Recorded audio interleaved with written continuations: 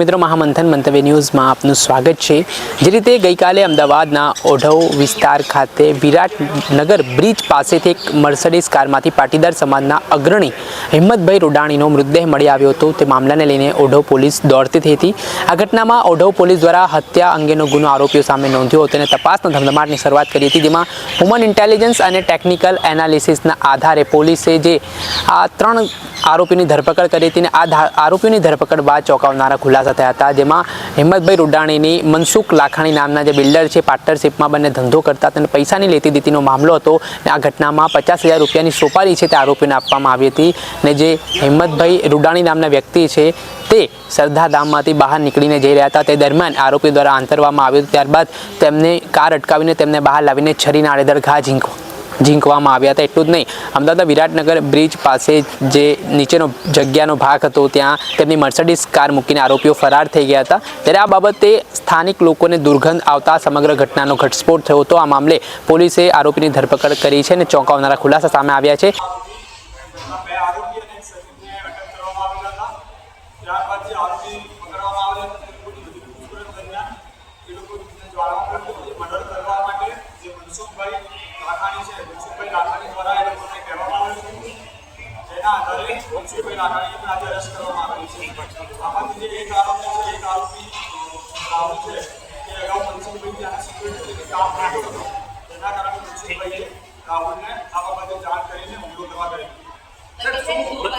હત્યા માટેની સોપારી શું આપવાના હતા, બંનેના જવાબમાં શું સામે આવ્યું? અગાઉ કેટલાક સમય પહેલા મનસુખભાઈએ જે એક આરોપી છે આરોપીને 50,000 રૂપિયા આપેલા હતા અને 50,000 રૂપિયા આપીને એવું કહ્યું હતું કે તું એમને હાથ પર તોડી નાખ, પણ એ દરમિયાન એને આ કામ કરેલું ન હતું।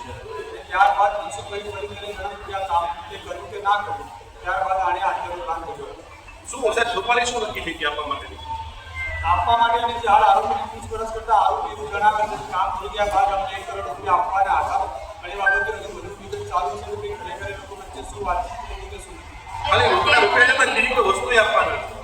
હાલમાં એવું પૂછપરછમાં કહે છે કે અમને રોકડા રૂપિયા તેમજ મકાનની લાલચ આપી। હત્યાના વિવાદ સામે આવી ગયા, અત્યારે જમીનનો વિવાદ છે અને કેટલા સમયથી આયોજનો આ વિવાદ ચાલે? અગાઉ જે ફરિયાદી છે અને જે મનસુખભાઈ છે એ લોકોની ગુરુમાં એક પાર્ટનરશિપમાં સ્કીમ હતી, એ સ્કીમ બાબતે એ લોકોને વિવાદ ચાલતો હતો, જે બાબતે અગાઉ એક ફરિયાદી નોંધાઈ ચૂકી છે અને સ્કીમમાં એ લોકોની જે પૈસાની લેતી દેતી બાકી હતી એ લેતી દેતીના કારણે જ મુખ્ય કારણ છે હત્યા।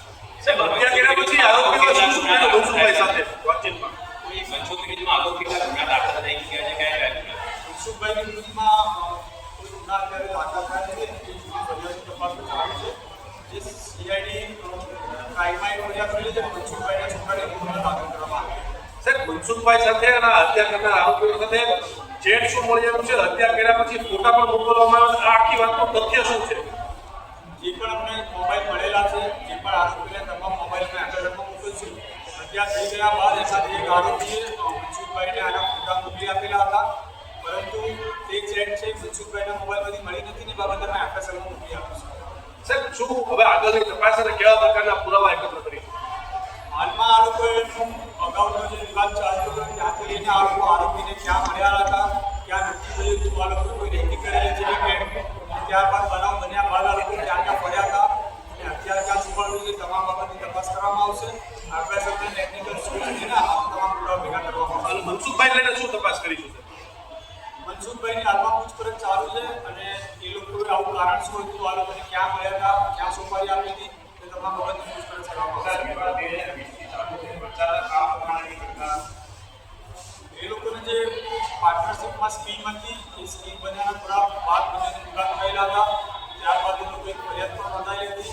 એ લોકો વચ્ચે ક્યારેક સમાધાનની પણ વાતો થઈ હતી, ત્યારબાદ અગાઉ મારામારીની વાત થઈ હતી, મારામારીની વાત થઈ નથી, જેના કારણે કોઈને કેટલાક દિવસ પહેલા આ રીતની વાત થઈ હતી। સર મનસુખભાઈના દીકરાનું નામ શું છે અને આમાં એનો કોઈ રોલ આવે છે નથી આવતો અત્યાર સુધીમાં?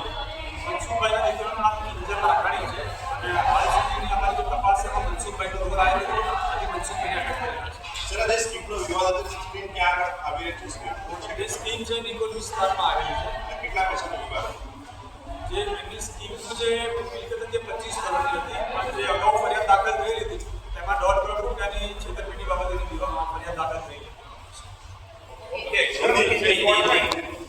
ઘટના ઘટનાને લઈને પડદો ઉચક્યો છે અને આ ઘટનામાં મનસુખ લાખાણી નામનો જે બિલ્ડર છે પાર્ટનરશિપમાં ધંધાની અદાવત સામે આવી છે, તેમાં આ હત્યાની સોપારી આપવામાં આવી હતી ને જે આખા ઘટનાક્રમને અંજામ આપવામાં આવ્યો છે, જેમાં આ મામલામાં 3 જેટલા આરોપીઓની પોલીસે ધરપકડ કરી છે. સાથે જ હવે મનસુખ લાખાણીની પણ ધરપકડ થઈ છે અને તેની સઘન પૂછપરછ કરવામાં આવશે અને પૂછપરછમાં ચોંકાવનારા ખુલાસા થશે.